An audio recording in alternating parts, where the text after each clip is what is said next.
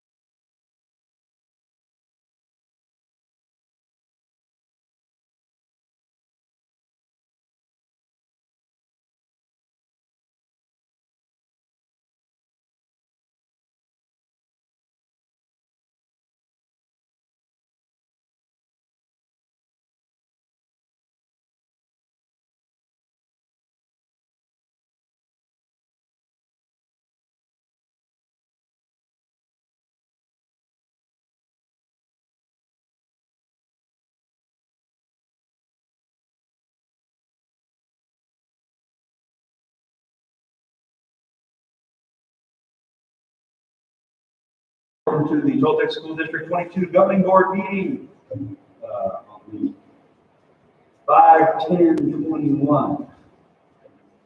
I would first like to open this up with the Pledge of Allegiance. Stand for that. And Bill, would you please lead us in that? I pledge allegiance to the flag of the United States of America and to the republic for which it stands, one nation, under God, indivisible, with liberty and justice for all. Treasurer the pledge. Oh yeah, it's right. Well, okay, it's yeah. Could you lead us, man? Because that would make it all much better. As an adult And and the treasure hunter. I am committed to search I am committed to search for all the talents, for all talents, skills, and intelligence skills, and intelligence that exist in in all children and youth. all children and youth. I believe all children are capable of success. I believe all children are capable of success. No exceptions. No exceptions. moment of silence, please.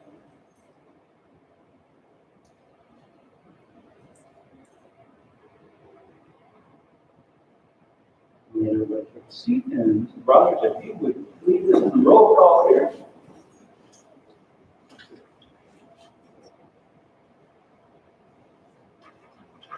Mark Lindgren, Here. Steve Cartwright, Tim Kason, Here. Bill Dorothy, Here. James Gray, Here. all but Steve present. We go with the.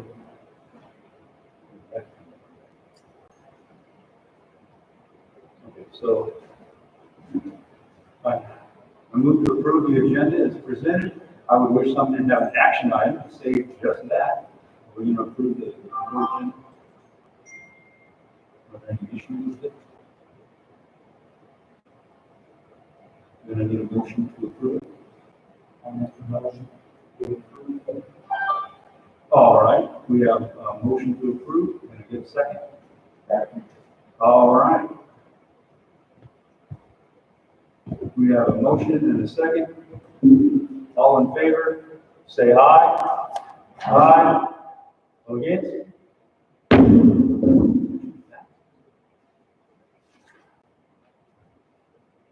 We move on to the approval of the action consent items. Do I have a motion to, for the approval of the action item consent agenda?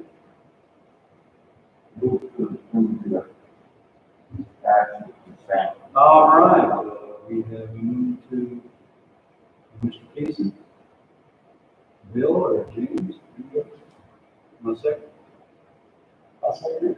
All right, we have a second. We have approval of the action item consent. All in favor, say aye. Aye. All against? Move on.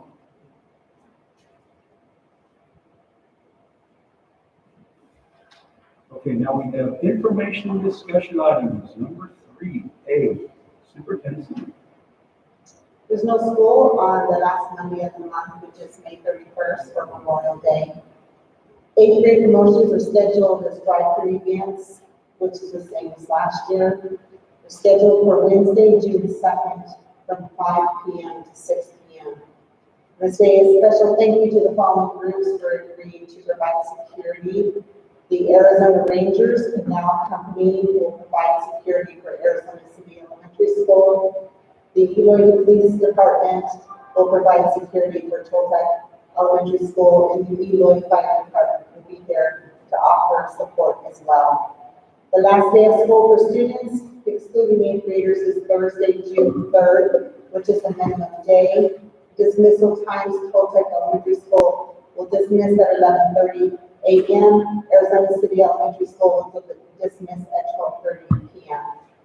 The last day for teachers is Friday, June 4th.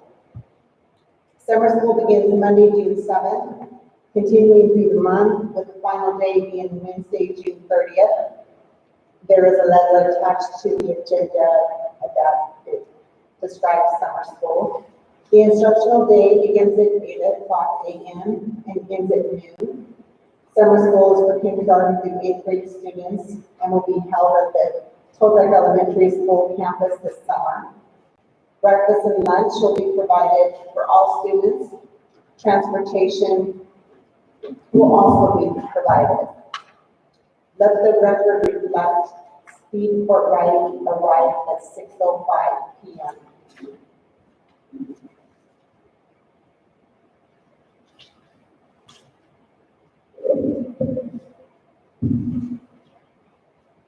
All members of the board are now present. For summer school, in-person instruction is the only option. Online instruction will not be offered. Classes will be capped at 17 students per grade level to safely accommodate 3 feet distancing.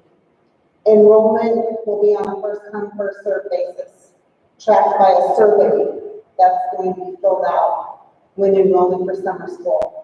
The survey will give not only the date, but also the time that the student was enrolled. There will be a waiting list composed by the order in which applications are received, and as spots become available due to absences or illness, open spots will be filled so we can provide instruction for as many students as possible. English, language arts, and mathematics are the two subjects of instructional focus. English language and or special education services will be available for eligible students during summer school. Summer meals are currently being planned to be offered for pickup by our families for students at the Toltec Elementary School campus on Monday through Thursday during the month of June. We do not have enough staff to open both kitchens, and so anyone who wants some meals can come there to pick them up. A proposal for science curriculum will be forthcoming at the end of this month, so we can ensure we receive feedback of curricular options by every teacher and still have time to order and receive the materials in time for training the teacher planning. Removal of carpeting district-wide will begin soon. Asbestos was not found in ACES or the district office. In the areas in which asbestos was found in TES will be handled by a professional crew. Summer school will be held in Building F on the TES campus because it's the only building for students within the district that is carpet-free, as this project was completed a couple of years ago. We will be recognizing employees who have dedicated years of employment within our district at the next board meeting, which we hope to be scheduled during the last week of May. And the next board meeting will be held in the Toltec Elementary School cafeteria. Thank you. Okay, we move on to information discussion items B, Mr. Director of Finance. So you have the, is this on? Sorry, we've got buttons instead of switches. You have in front of you the budget report as of the end of April. This is based on the budget revision from December 2020. We'll have a budget revision coming tonight we'll be looking at. Basically, budget revision from December of 2020, it was $296,285 in capacity in the budget. The budget revision that we will be looking at will change that pretty drastically, and you will see that we will have with the next budget revision actually $166,992 in budget capacity. So it was changed significantly. We'll be talking about that here in a few minutes. But you can see that our expenses have still been lower than what we were projected in most areas, but we did have a drop off in enrollment and average daily membership, which did affect that. Any questions on the budget portion? Okay, we'll go down to the grants portion. You guys can. Is that better? Okay. Go on down to the grants portion of it, and really not a lot has changed in the grants at this point in time. We are still waiting for the School Facilities Board to approve the invitation for bid for the building C and D roof. I did notice that I had a typo in there kind of 2 months ago where I had it reversed. But we are still waiting for them to review that. I've been trying to be in contact with them and get that moving with this slow process of the School Facilities Board. The weatherization for this facility here, the Arizona City Elementary School, is with the architect for design right now. He came and visited a couple weeks ago. We walked the campus again to look over the project, and he should have design done soon, so we can send that over to the School Facilities Board for review. The government grants, everything there has pretty much stayed the same as it was previously. We are awaiting the ESSER 3 grant to find out how many, what our allocations will be at that point. So we don't know what that is, and we don't know what the availability is date-wise for that. The only other information that I have for you is we did sell the old truck that was approved a few months ago, and to my amazement, we got $2,850 for that old truck. It's in pretty rough shape. So we did do well with that, and the person that purchased the truck should be coming to pick it up, I believe, tomorrow. So that will be taken care of.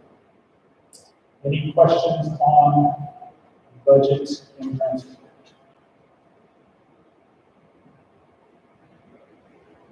Okay. Back to you, President.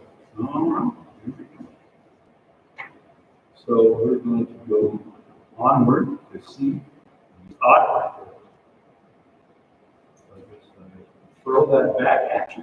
Okay, sounds good. So you have in front of you, and it was also uploaded into Board Docs. You should have had the ability to look at it previous to this meeting. The 2020 audit report. A couple of things that I wanted to bring to your attention. One, you have a letter. Look at it here. That says communication with those charged with governance. That letter is directed directly to board members, and if you read through there, you will find that basically what the letter primarily says is that we complied with all the requests from the auditor. They didn't have any issues with getting information to us. Things went well with the audit. They were able to complete the audit in a timely manner, and there was no issues from their perspective with the school and with us complying with all of the requests. You also have in front of you the Uniform System of Financial Records Compliance Questionnaire. This is a questionnaire that the auditors have to go through every year, and they have to ask us questions, look through our records, make sure we're compliant with the government.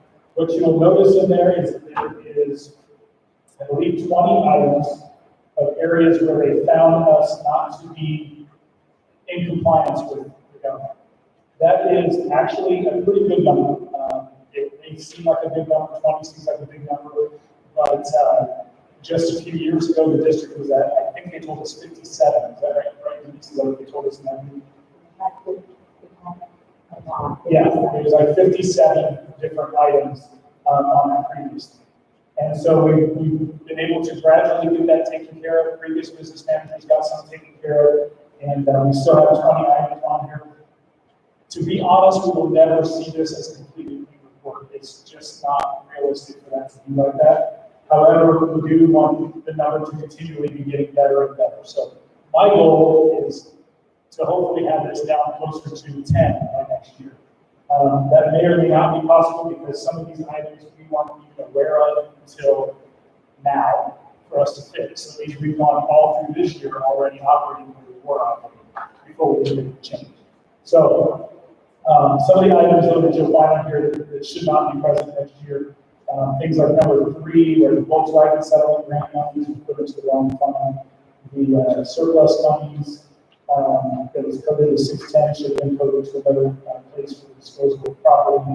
Some of those items will be taken care of fairly easily. We won't have those items on this. There are a few items that were COVID related that we will not have next year on this list. And that was some decisions that we needed to make, even though we could not have student council meetings. We approved some purchases, even though we could not have these meetings. Those will not be on the list next year. So overall, the report for the audit went very, very well. And we're very thrilled with it. We currently have a request for proposals out with auditors. This was our final year with our current contract with this auditor. So we had to send it back out for proposals again. We are actually hopeful that this company wins the bid because they've been very good to us, worked with us very well, and helped us through the process. So we do really appreciate their work throughout all of this. If you open up your annual financial report, there's just a couple items that I wanted to point out to you on here.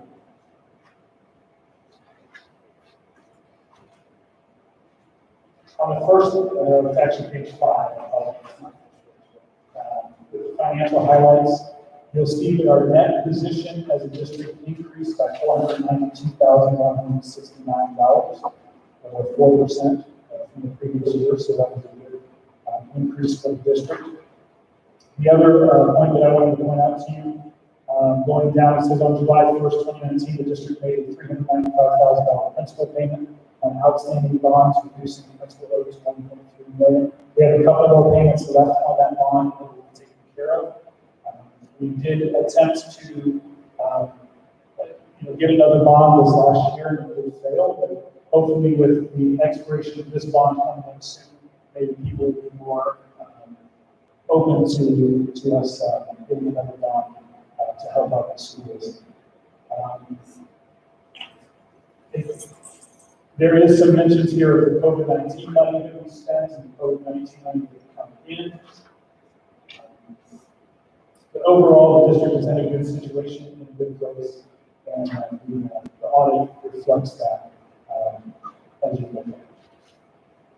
So if you have any questions, I know that you guys probably may not have gotten a chance to look at it while it was in board docs, but if you do have questions as you look at this the next few days or weeks, certainly reach out to me, give me a call, come by, stop in the office, so we can talk about any items that you might want clarification on. So I wanted to mention that we have a significant deficiency in compliance finding that is really beyond our control. On February 15, 2012, the district entered into a $1,212,177 guaranteed energy savings contract, lease purchase agreement for energy system improvements. As part of the agreement, the total principal and interest payments of $1,640,280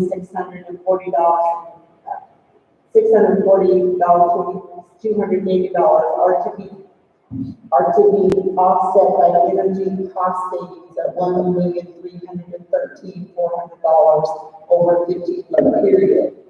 And since this documentation, since this lease was entered into over 9 years ago, we do not possess the documentation that the guaranteed energy savings from the equipment installed was monitored to ensure that the energy savings cover the cost of the lease payments. So when things like this crop up, I will be honest, it's very frustrating to me because this was before we had anything that I was even in the district office. So when we get hits like this is a significant finding. This is way beyond our control. It was done in 2012, and we have nothing was done for us to fix this. So just so that you know, that was very frustrating to me. And then on page 10, I collected in the annual financial report. See that the what Kim mentioned, that $192,169, that increase in the net position. If you look down at the bottom two bullet points there, that was primarily due to an increase in state aid and capital grants and contributions. And so we are grateful for the work that Mr. McCain does with our grants. So thank you for that. And our expenses increased, and you see the bottom bullet point. Our expenses increased $1.2 million, primarily due to an increase in construction expenses. This is good because in the past, our district did not have the correct priorities. And so it is about, doing what's best for our students. So we have been buying curriculum each year to catch up, to give our kids and our teachers the tools that they need to be successful. And so that's why we have an increase. One of the reasons why we have an increase there. If you look at page 16,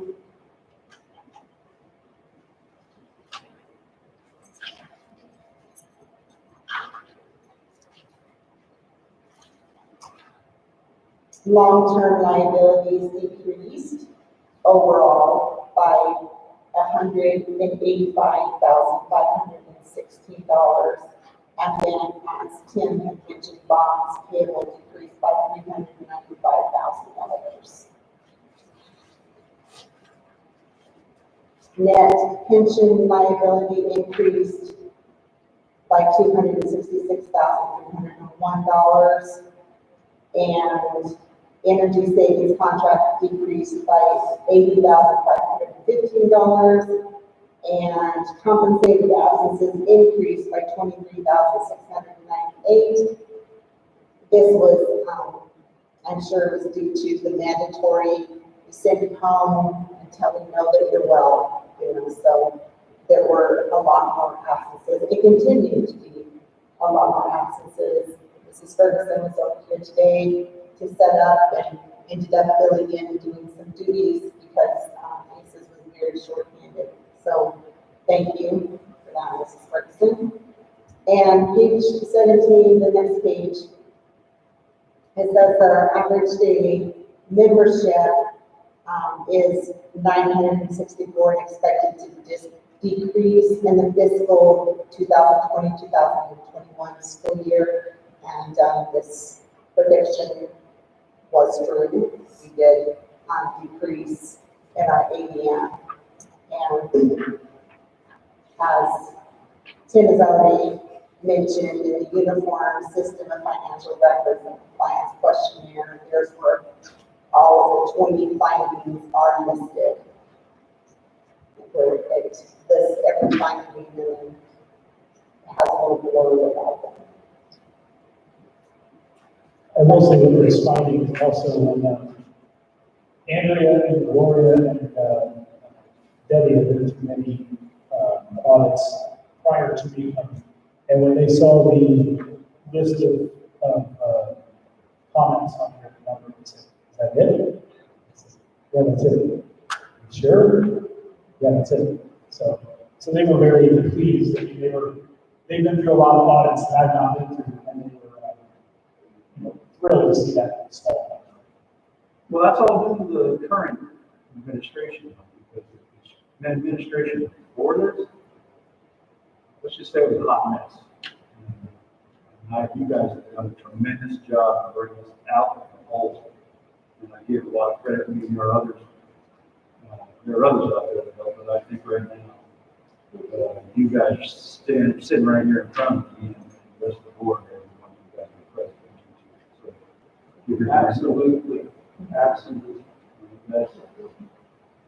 Thank you. It's been a lot of hard work, and I want to ask our Arizona Rangers president today, who has 23 years as a superintendent experience, is it 23 or 22?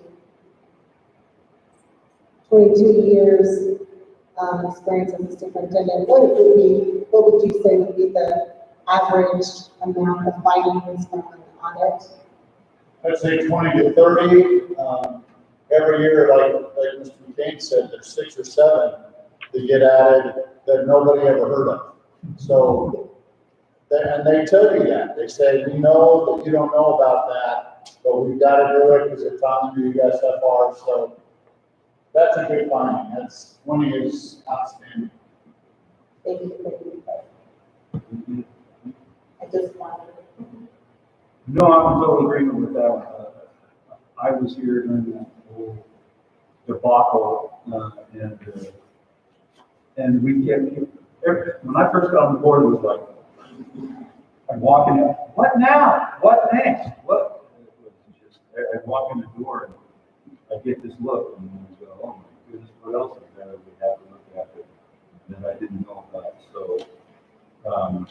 So again, thank you guys for getting that mess fixed, it worked out. And like I said, 20, I understand, I already know the place where we work, it's the same thing. You go through different things, and nobody's perfect. You can't, because they always make things up as you go along. So there's always 5 or 6 things that they throw at you, but you never existed ever. So this is nothing new to me.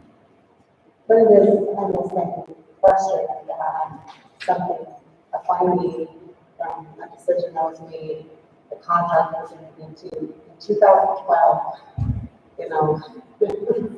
that just brings up all of the aggravation again, it just is beyond our control. And we answer that question every year. Yeah. I don't have any information on that.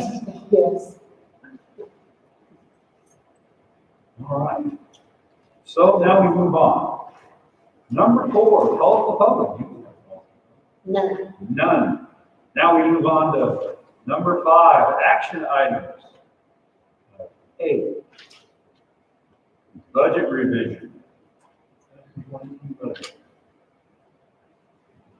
Okay, so in your board docs, you should have the budget revision in there, so you can look over.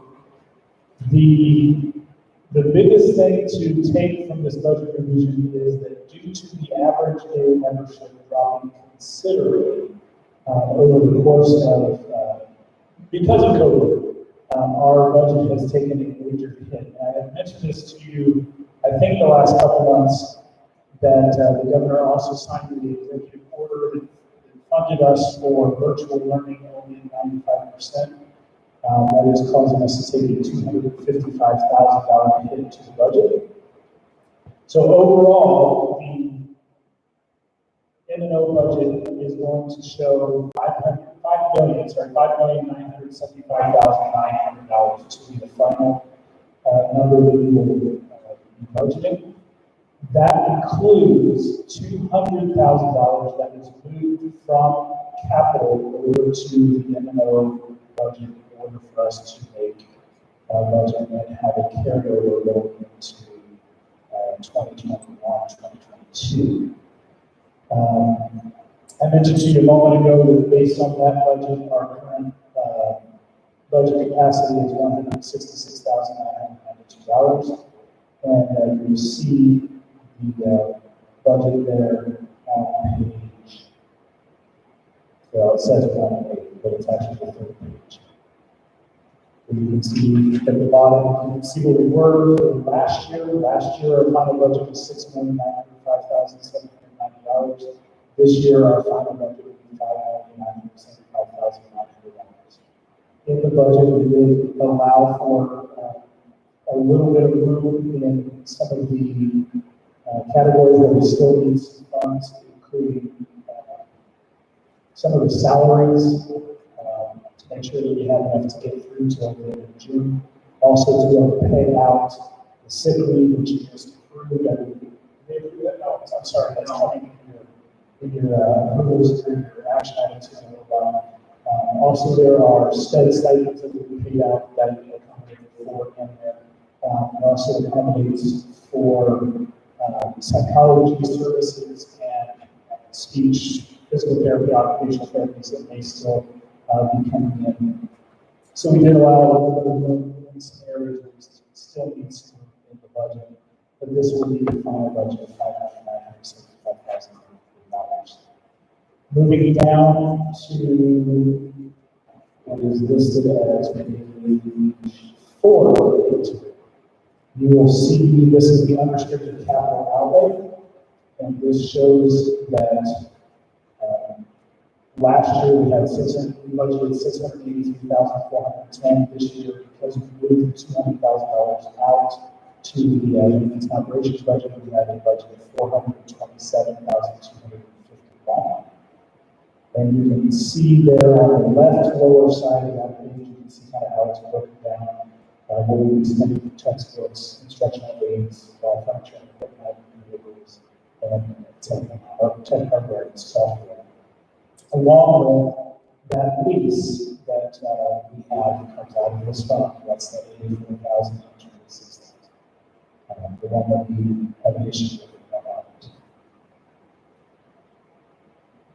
Other than that, if you scroll down to what is called page 6 and 8, that gives you all the budgets that we have for the various grants and other projects that we have, other funds that we have available to us.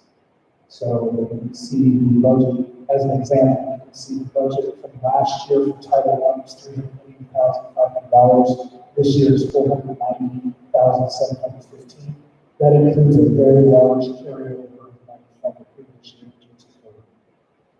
And actually, all of our grants are the same way. They all have a considerable carryover from COVID from last year. So they're considerably higher this year than they were the previous year. The number, if you're on page 6 and 8, if you look at the number 17 on the left-hand side, versus 300 to 399 other federal projects, that money, that $1,524,398, that includes both the ESSER 1 and the ESSER 2 grant. Also includes a couple other small funds that are there, also, that is the like news there. Scrolling down, you can see kind of the worksheet that is used to show $200,000 that is coming out of capital that we're into the end of the budget. It's on page 7.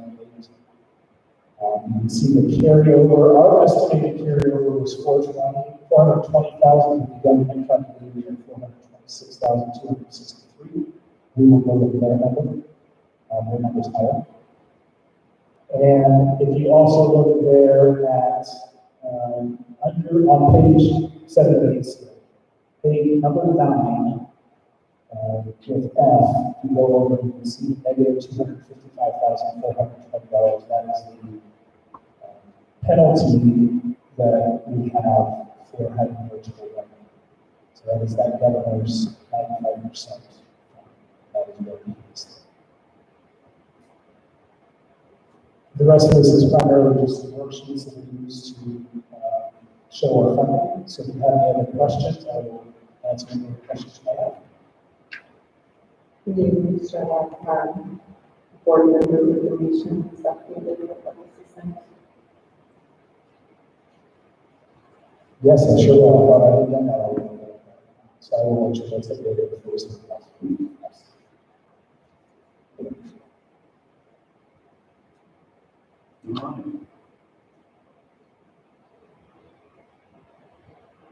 A lot of this information that we have has mostly to do with losing the amount of kids we have in school. Yeah, that's absolutely right. Yeah. We lost a lot of kids, and we fully believe that a lot of those kids are going to come back next year because they're not going anywhere. Legitimately, if the kid were to enroll in another school, we would get the information for that so we can send their information to that school. There's a lot of kids that just are not attending anywhere. We believe those kids will be coming back to school next year, so we do believe our enrollment will increase considerably as we go back into school next year. Along with the fact that they're building houses like they're going outside. So hopefully those are families that are coming in and those kids will be enrolled into our schools. And we'll see our increase considerably back into school next year. Yes, I was saying that the other day. I was looking out there, there's housing around everywhere. I don't think there's anybody that doesn't have a house being built around where they live. I was saying, sure hope I see some kids moving into that house. So, and I look forward to it because this is it's a growing area, and I can see families because I don't think these houses are overpriced for a family to get into. So let's go with that good thinking, and good thought, and let's hope that it does jump up. I'm sure that I don't have that.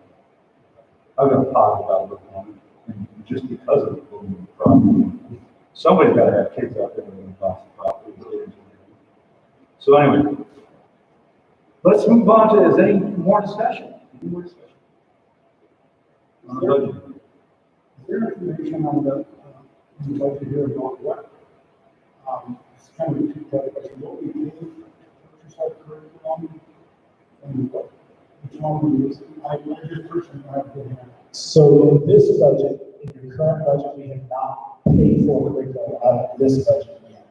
Okay, so that will be a decision that you guys will actually make, hopefully at the next meeting at the end of May, find out what curriculum will be chosen and what it's costing.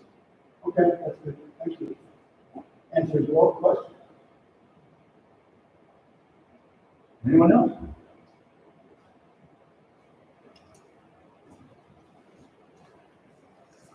Bill? Steve? Tim? All right, well, then let's go ahead. All right, I just trust Tim that you do. I'm sorry, what was the question? We trust Sorry you. for buying that question. That, the revision is necessary, right? Yes, absolutely. It's necessary to reflect our reduction in average daily membership. And it's also reflected, And yes, and that we need to be able to move that capital money over to the M&O budget in order to keep us in a good situation. And we reflect what the governor took away from us for districts. Yeah, and I believe it has hit the news that he basically took away $277 million from the schools.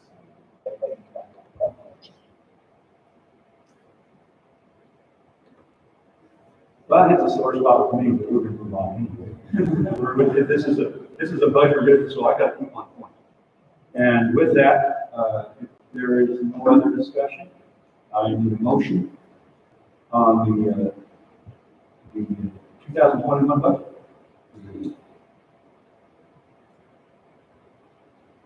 I move we should approve the 2021 budget.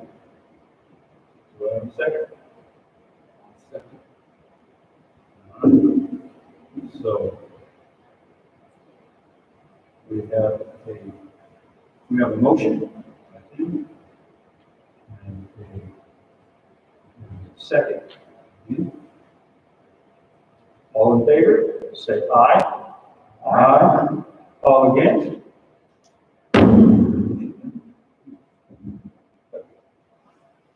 Lay off that a little bit. So the motion passes. Now we move on to action item B. Now County Education Service Consortium. This is kind of this is what we go through. And we are not a large enough district to, they issue our checks, they do, so this is just a matter of protocol. So our agreements with, now County Education Service Consortium, their IGA, that, and the data processing service program. Yeah, we were big and could do all that ourselves, so that'd be one thing, but since we can't actually, we've never been able to afford it, and we have the power of our administration to control anything.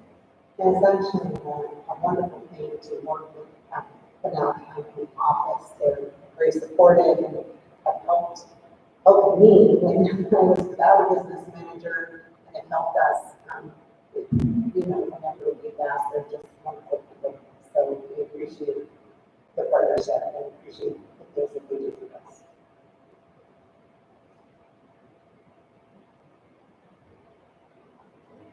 Jim, you got anything to say?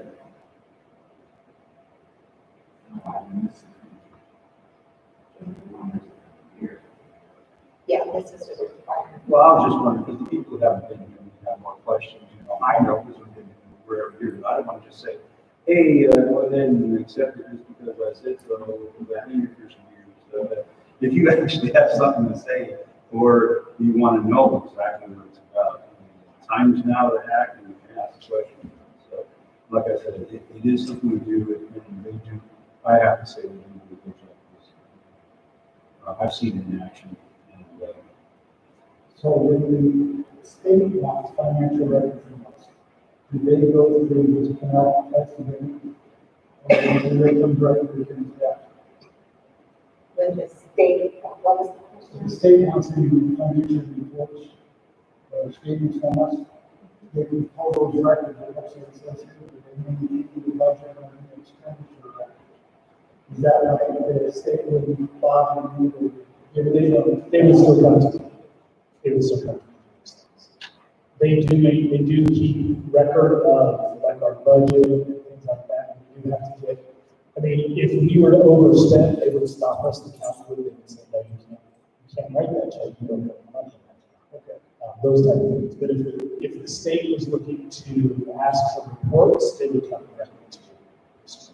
The county requires monthly reconciliation, those sort of things on top of it. They, our vouchers, send to them, they issue the checks. Those sort of Oh, things. okay. So I was looking for the separation of duties. Yeah. Okay. Thank you. Any other questions whatsoever? That was good. That was an actually good question. I'm glad you asked.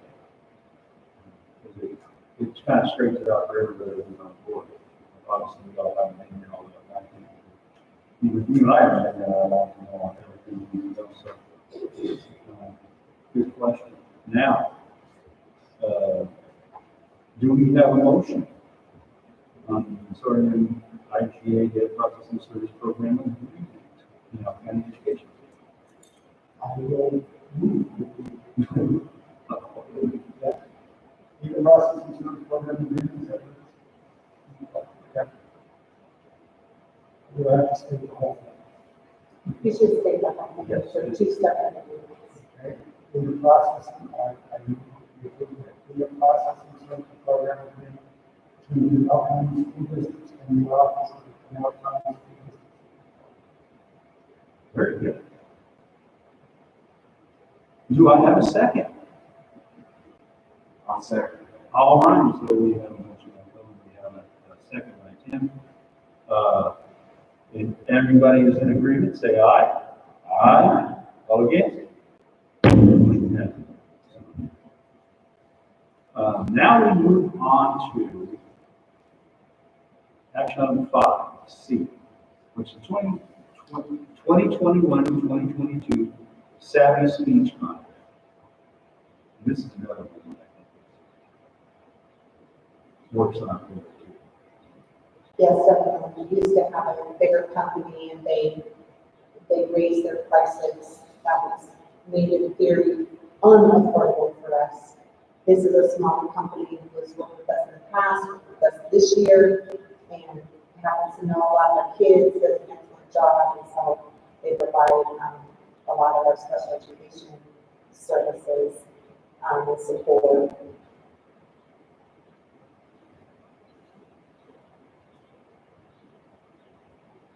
Yeah, I remember going through this because before we had that other improvement. They were trying to outprice us by so much, and then we came into this, well, you guys did, but when you told me about it, I said, jump on it. So this one, I think, is really worth it. Does anybody want to know more about what it's about? Was it explained enough?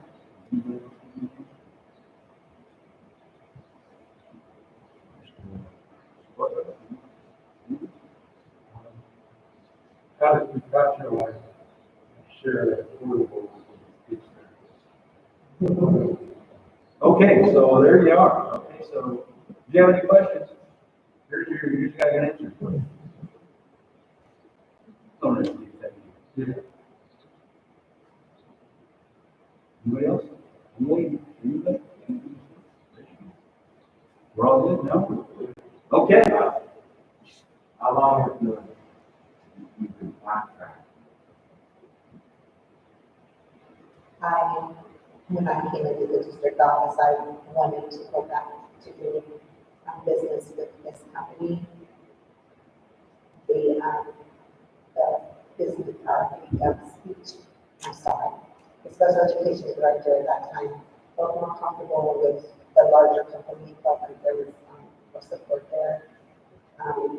But as soon as they got with this company that we had done business with in the past, they were eager to get our business back. They had a lot less money, they knew us, we know them by name, they know our kids by name. So it's the difference between doing business with a small company that knows you, or doing business with a larger company that doesn't know you, is not really there to provide support. Okay, Jim, you think we got all the information we need? Bill, you think we got this? All right, well, I want to see if we can get a motion. That's a 21-22 Savvy Speech Contract Service Agreement. Do I have a motion? I motion to approve. All right. 2021-2022 Savvy Speech Contract. We have a motion. We have a second. I'll second. All right, we have a motion by Mr. Casey, second by Mr. Fulbright. All in favor? By saying aye. Aye. All those against?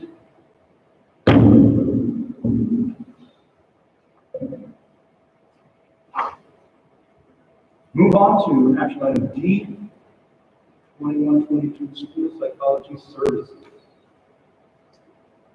Up until our psychologist resigned, we had a school psychologist as a staff member. And I made the decision to contract out for psychology services to save the district money. And this company is the company that gave us the least amount in a bid. And so we went with this company, and the amount was a lot less than any other bid. And we're proposing, there are two proposals, it's per hour and per evaluation. And then 58 cents per mile or a lump sum proposal. And Mr. McCain has verified that we would be making the best decision to approve the lump sum proposal to cover all the needs of the school psychologist. There would be at least one school psychologist giving the services. We do have a lot of testing and meds to get caught up with. So we do have a lot of work for the school psychology team or school psychologist in the months to come.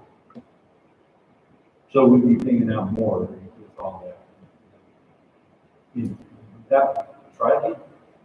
So we'd be paying more to the professional fees that would be per hour because we have so much stuff that we have to actually go through the months coming. Is what we're trying to We say. predict that we would, and we'll see as next year comes along, whether we have something we need to do and how we want to get caught up, and then hopefully we'll pay less for these services Well, yeah. after next year. Yeah. There's a lot of testing that still needs to be done to get us caught up. So to give you an idea of where we're at, currently, we are utilizing this company this year, but on a per evaluation basis. And we use them for, we started about 3 months into the school year, 3 months into the year before they started. So they only been in contract for 2 thirds of the year, basically. 3 quarters of the year. It's for 3 quarters of the year. And they're already, this year, already at almost $60,000 plus whatever the rest of the year entails. So, and they're not caught up yet. So we have a considerable amount we went with the per evaluation basis. We predict we would consider higher than 7.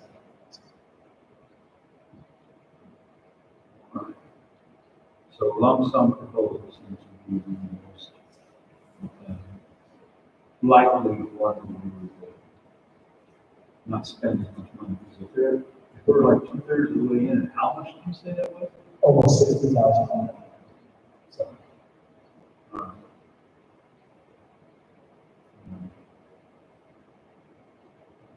Anyone else ask questions? I definitely see where you're going with this one, and I think the lump sum of those would probably be the right way to go. Because I can see this getting way ahead. Way ahead. So if anybody wants to make a motion about the psychology services, number 2, lump sum proposal or professional fees proposal.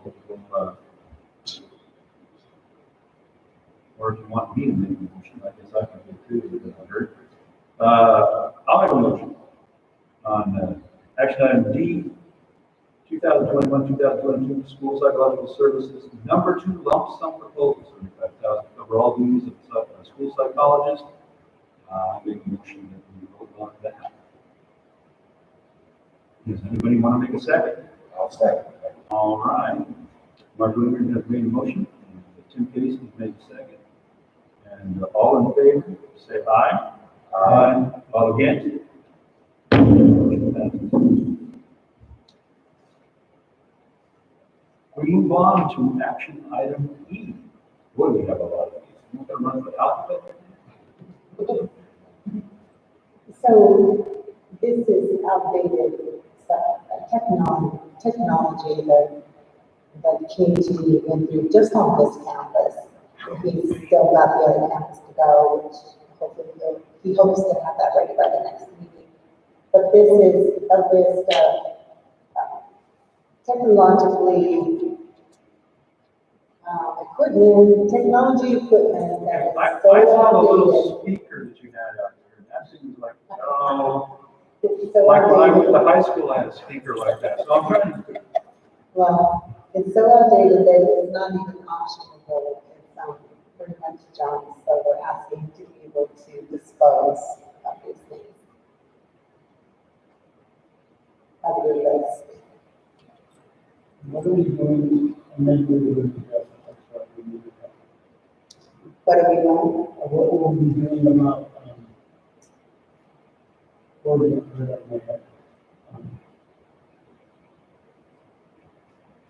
laws and moving on to the future. What will we do between the machines before we get that? KG, don't you remove the lines?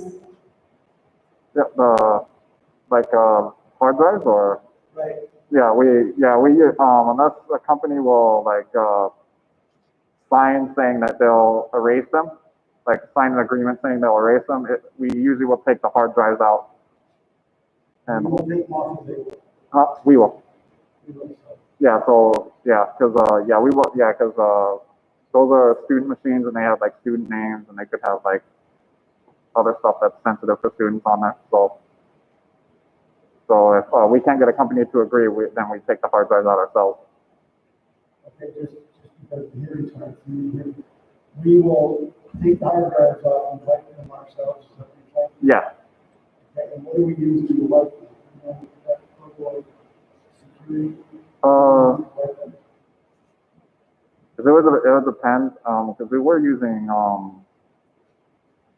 it would depend on how many hard drives we have, because usually there was I forget what the program was called. There was one that would just erase it.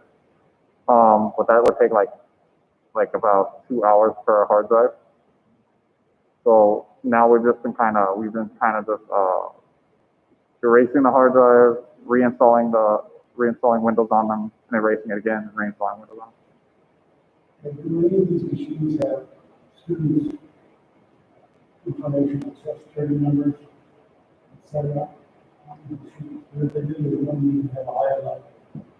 We do not have student social security numbers. We do not have student social security numbers on the computers that are student ID numbers. We have numbers assigned to them by the state. We don't use these social security numbers. So we don't have any way to track that ID with that, with the student person. No. Our student information system is held offsite. So our student information systems is held offsite, so it is not in the computer. They have to log into through the network to a computer offsite in order to get all that information. That's what they're doing. Thank you.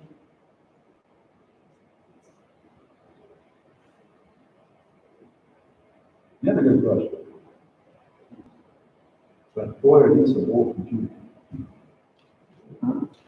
Okay, so. I used to have those back. I've actually got one at home that's really old. It's like one of those. So now we do have a lot more better technology, smaller technology.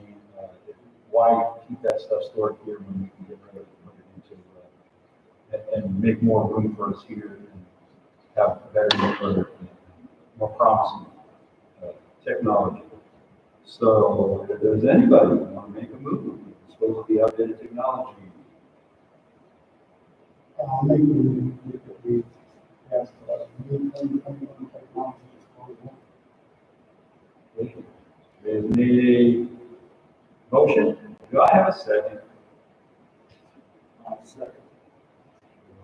A second. All in favor, say aye. Aye. All against?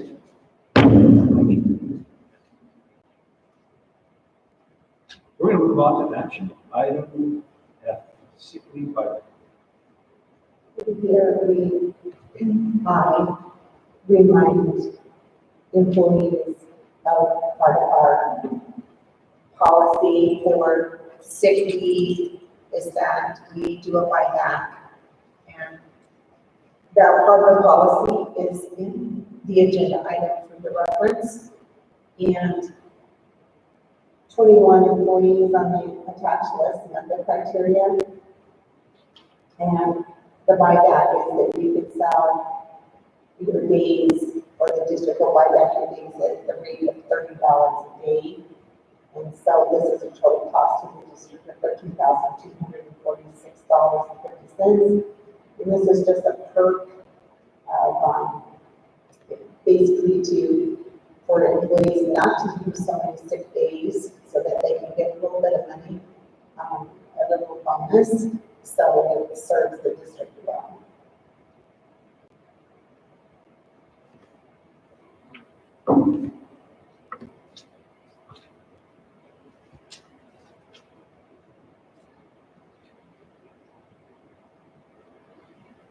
You have to have at least 50 days to even be able to ask for some days. Then you have to have at least 40 left on there. And so, you can't do it all the time. You have to work up to. Yes. So that's a good.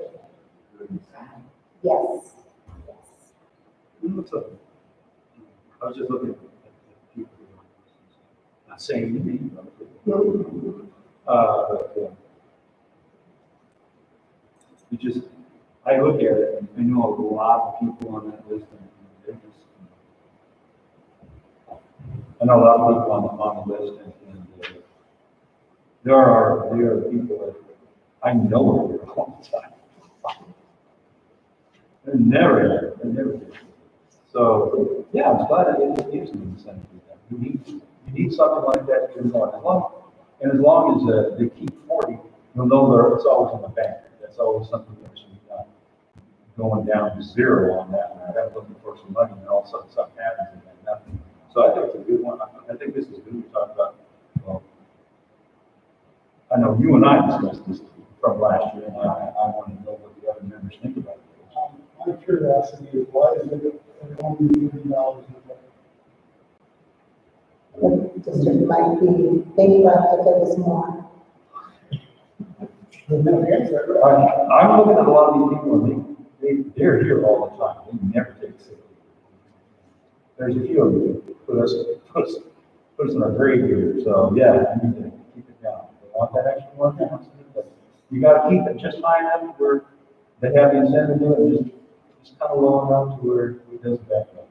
You notice that they wait until they announce they're going to retire. Yes. They can get $50 extension. 50% of the substitute rate. Yes. Yes. They want to highlight that, but they want They are capped at 90 days though. So once they hit 90 sick days, they don't accrue any more sick days. So just, if they, for everything they have, once they announce their retirement, yes, they would, 50%. yes. But Anybody else have any questions? Need any answers? Just want to get out there that I think this is a pretty good deal for some people.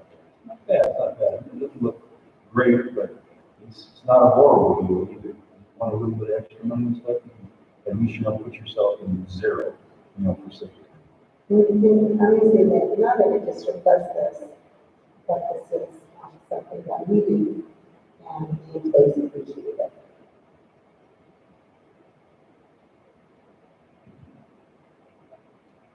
All right. Since I don't hear any more, anything else out there, we're going to move this action item and make an motion. Action item number F, sick leave buyback. I'm going to make the motion that we approve sick leave buyback for 21 employees listed. We have no criteria outlined in the policy D60. I'm going to make a motion. Do I have a second? I'll second You seconded. All in favor, say aye. it. Aye. All against? We go on to action item G. Teacher positions for online instruction and learning. We don't really know what next year will look like.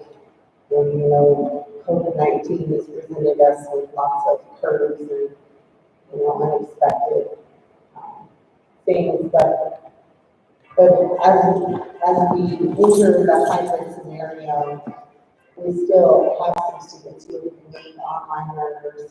We do expect for most of our students to come back to campus, but we are not confident in how many will want to remain online. And so we're proposing that we add 2 district teacher positions for the purpose of teaching online.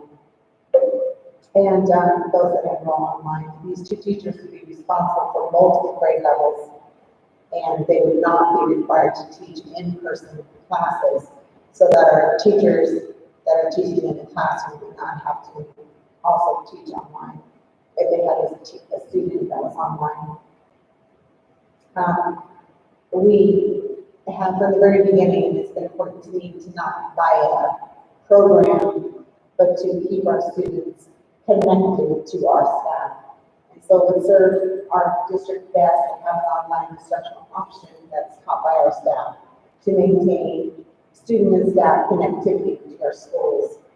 And at the same time, we also understand that remote learning is not a great option for some students. And so there would be specific expectations that would be, composed for the parent and the student to agree to in order to participate. And the parent, the family would definitely have to be involved in order for elementary level learners to be successful online.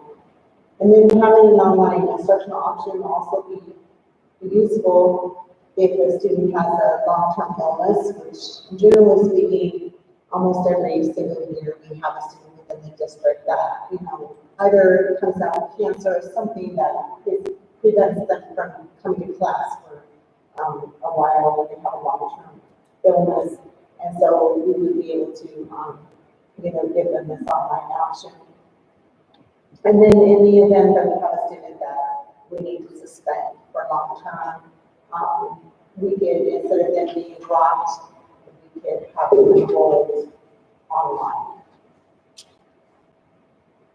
Well, I like that one. I thought that one might, I mean, the sickness and the kids not just being dropped. And that's what we were all about in the first place. That's why I got on board. Don't care, Bill, do you have anything to add? I know I'd like to. Yeah. Jeff? Okay, you're in there with us? Or you? Yep. Okay. All right, Tim.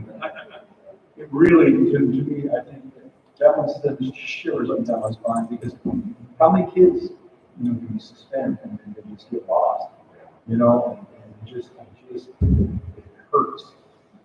That's not why I got here to do this, and I'm glad to see something like that. But anything can happen with COVID.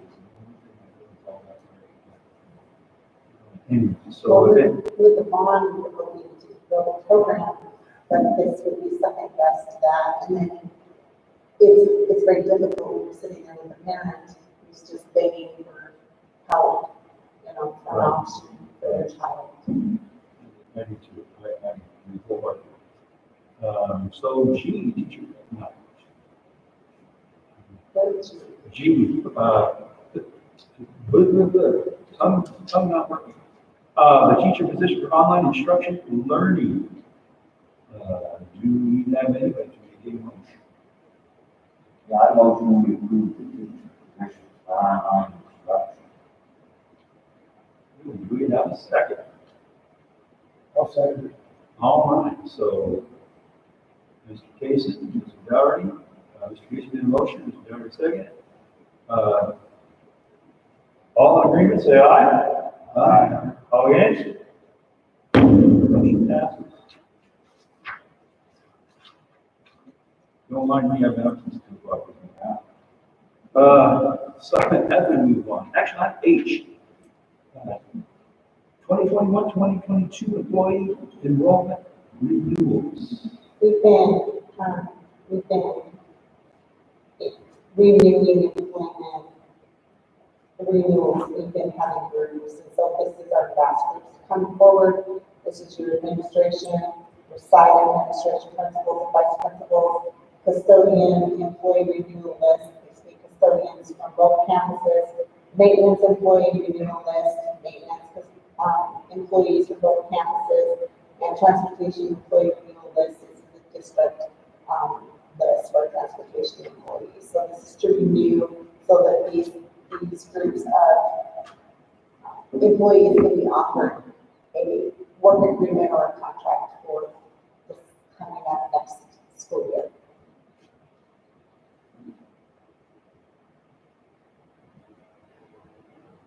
This is like an almost happy. If we want people, if we want buses, if we want things, if we want our schools, yes. Frank, This is kind of a, yeah, something you gotta do, huh? Okay, so. Yeah, so if anybody would like to make a motion, because I really don't think there's much discussion. Anybody wants to make a motion? I'll motion we approve 2021-2022 employee employment. All right, good. I'll second it. Yeah, I have a second by both building. So, all in favor, say aye. Aye. All against? Motion passes. Food services management staffing. So Heidi Gutierrez has proved herself to be successful as the district food service manager.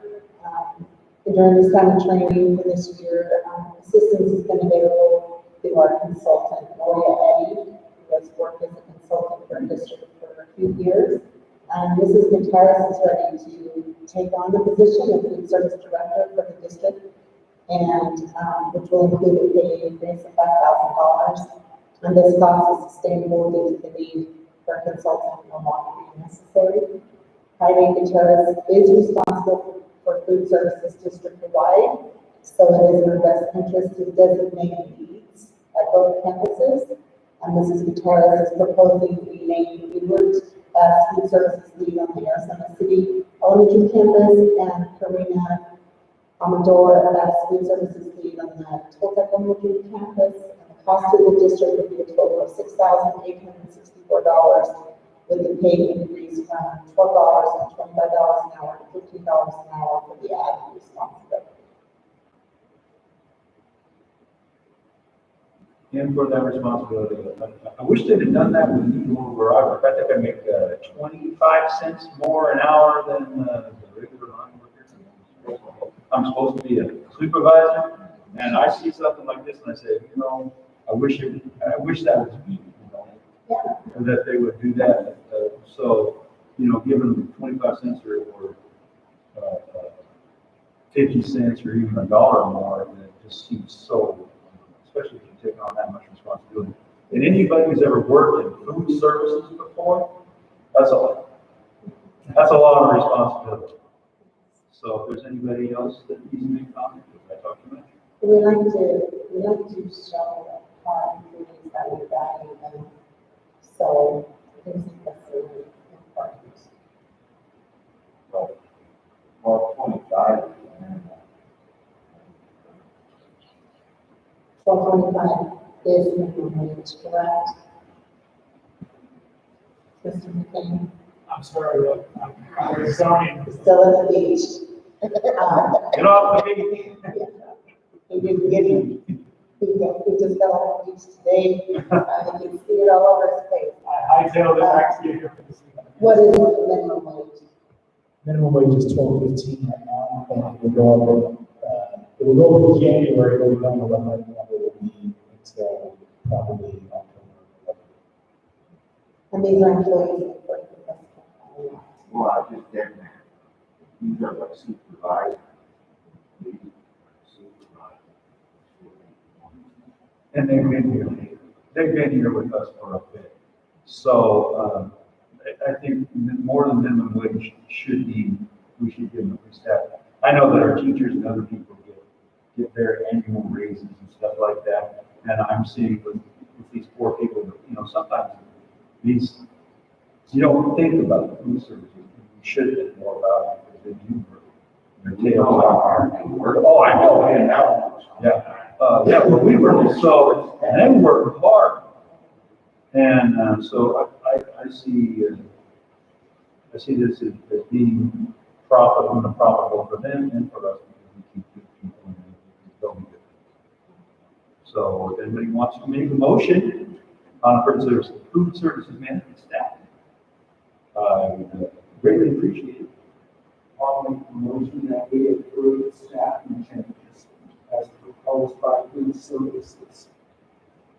All right, Mr. Ray has proposed the motion. Do I get a second?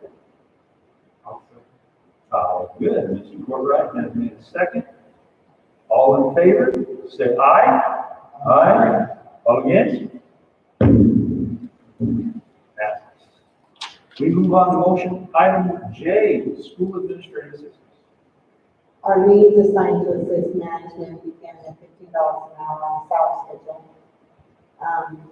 We just put 2 more needs in place, but our school administrative assistant positions have remained at the starting salary of $12.75 an hour.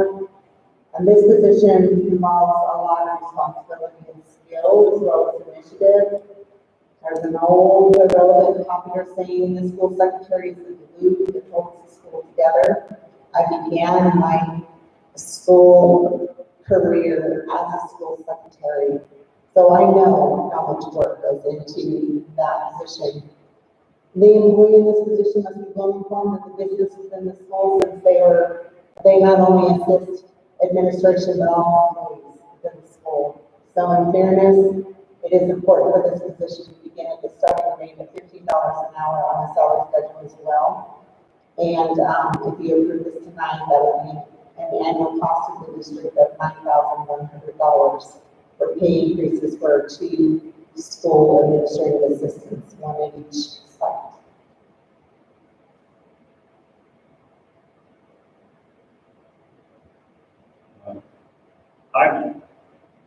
I've been to both schools, and I know.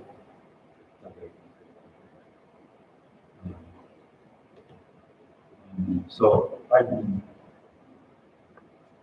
I'm only saying yeah because I know them and I know how. It's up to you guys to, you know, throw out the stuff because they work hard. They work really hard. They should be paid minimum wage for the job. And I know I can do it. To be honest with you.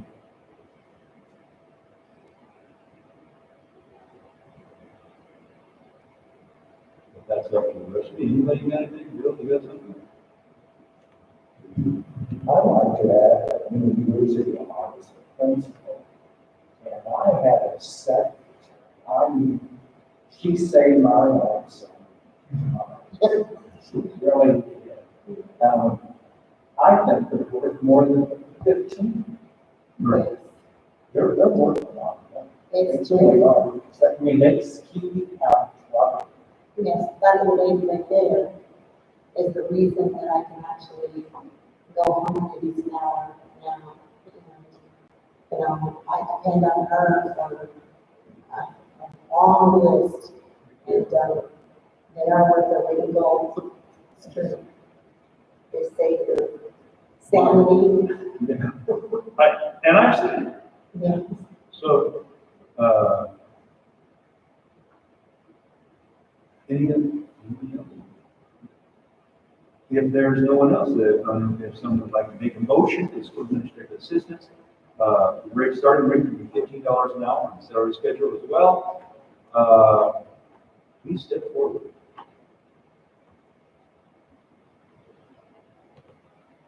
And I just asked Tim how our budget's handling on pay raises.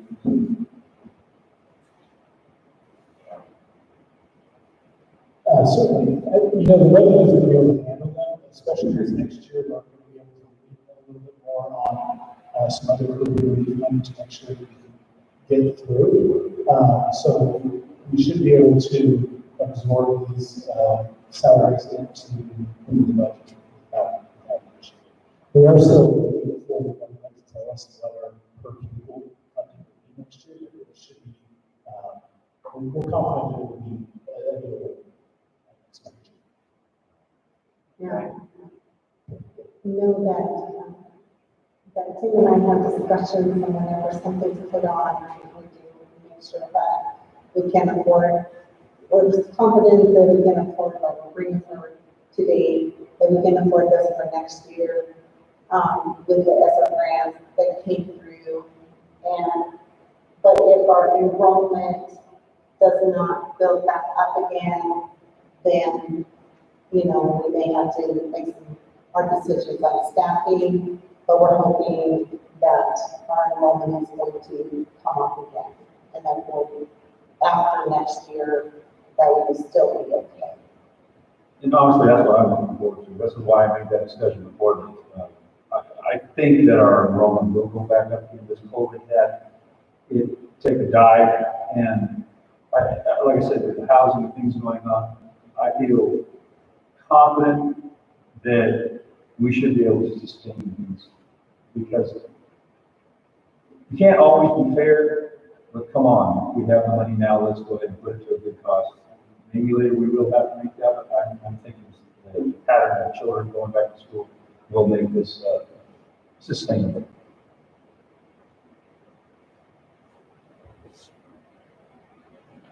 Any other questions?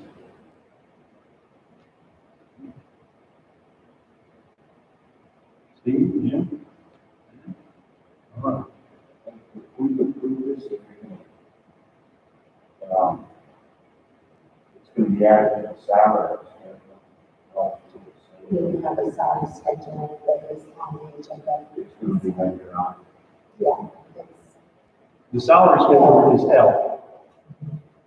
Okay, so this is on that one. yes, Yes. yes. So if you did not pass any of these things, you would need to take that off the agenda.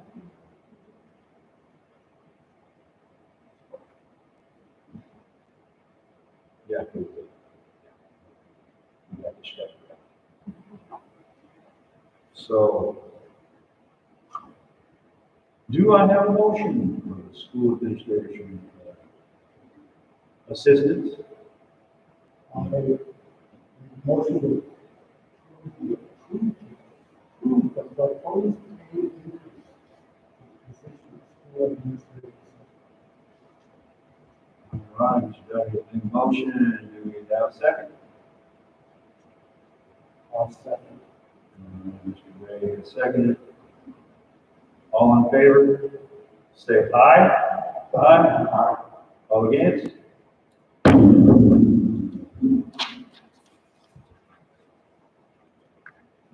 Now we move on to K. Going through the alphabet real good here. So action item K, vice principal total contract. We worked our vice principals during month of June. When I started as a vice principal in this district, that was on a 12-month contract. We we moved, I didn't move, but the vice principals were moved to an 11-month contract. About the third year I was a vice principal, so a few years ago. And, so we've been paying them, you would have to, Tim would figure out their daily rate and pay them the time that we would need them to work in June. So with the movement from an 11-month contract to a 12-month contract, then the administration teams can work together more efficiently. And this expansion also helps to broaden the gap that's been getting smaller between the payment of the teacher, inclusive of 301 levies and that of the vice principal.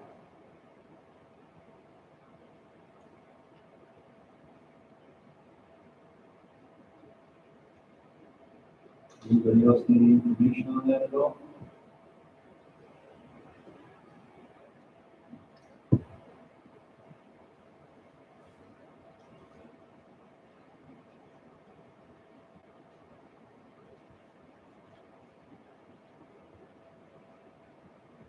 Bill, you got anything on that?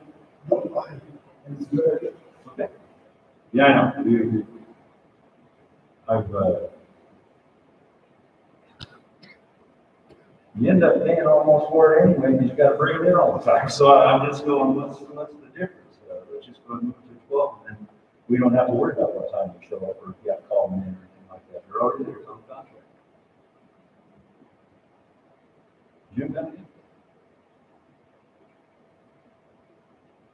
Steve? I think it's a good idea. All right, Tim, how about you? I'm good with it. So, if I can get a motion for the vice principal's 12-month contract,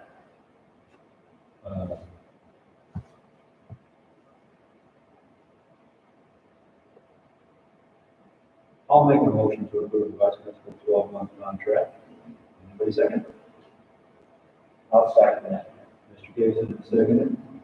All in favor, say aye. Aye. Against? Passes. Moving on to L. Action item L, salary schedule, exemption classified hourly pay schedule revision. So we have two salary schedules here. Your 21-22 salary schedule exam non-teacher. The revisions on that salary schedule is title change from business manager to director of finance. Vice principal, 11 month at $50,000 starting salary to 12 month $5,000 starting salary. Food services manager at 40,000 to director at 45,000. Maintenance supervisor and transportation supervisor, separate positions at 40,000 starting salary to maintenance transportation director at 50,000 starting salary, which is what we've done in the past. I'm not sure why we haven't fixed that, but we're fixing it now. Psychologist, removal of this position because we're utilizing psychology consulting. Superintendent, 90,000 starting salary with 1,000 step increases to salary and step increases determined by governing board. The governing board is the one that hires the superintendent and determines what the step increases will be. The second pay schedule is the 2021 classified hourly pay schedule and the revisions there. The school administrative assistant, starting salary from $12.65 an hour to $15 an hour. Grant specialist, removal of this position. The duties as assigned by the director of finance were previously approved to be added to the district office receptionist position. And food services lead, that's the one. And this is all stuff we're approving already. Yes, Just that's just, a couple of minutes ago, I was just putting it down on paper. yes. So if anybody has anything to say, I think we just approved it. So we just approved it. So now we just have to approve the actual schedule. We'll set it in stone. So if there's no further commentary, questions, answers, let's move on, make a motion. about the salary schedule with new classified hourly pay schedule revisions. Want to make a motion? We're trying to find each other. You have a recommended action, just spell it out for you, for your convenience. Yes. Let's make a motion to pass the,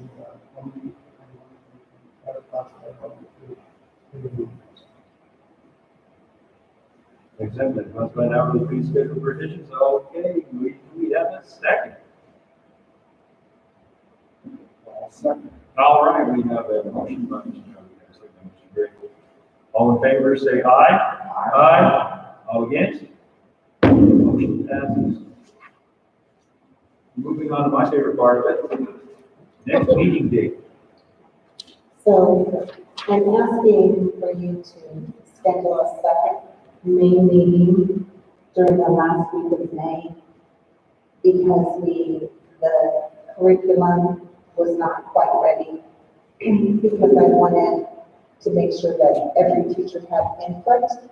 So the last week of May, beginning on May 24th, if you can schedule a meeting that week, and then we'll know that week, Tim says, if we can go ahead with the June 14th meeting, but we may need to push the June meeting to the end of June also, since we don't have what we need from the state to build the budget yet.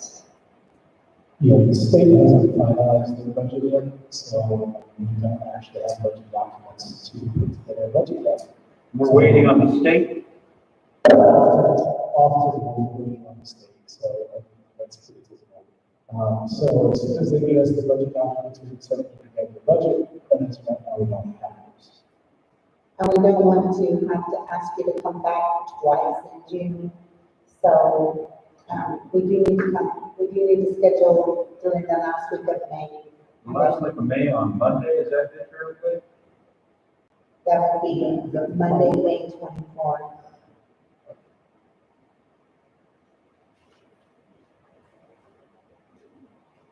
Yeah. I think I'm off that day. Yeah, maybe I'll be on the beach. And you're not, we can't do that, All right, so the 24th is good for everybody. Nobody hanging around the beach on 24th? I know you did, but if I had been on the beach, I'm sorry. You'd be. It was important for the budget revision, audit, everything.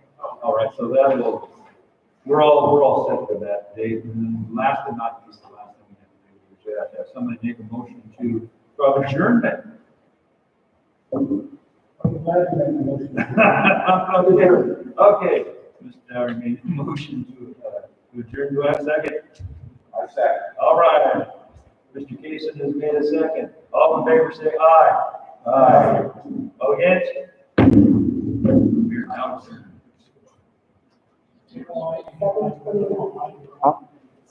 7:30.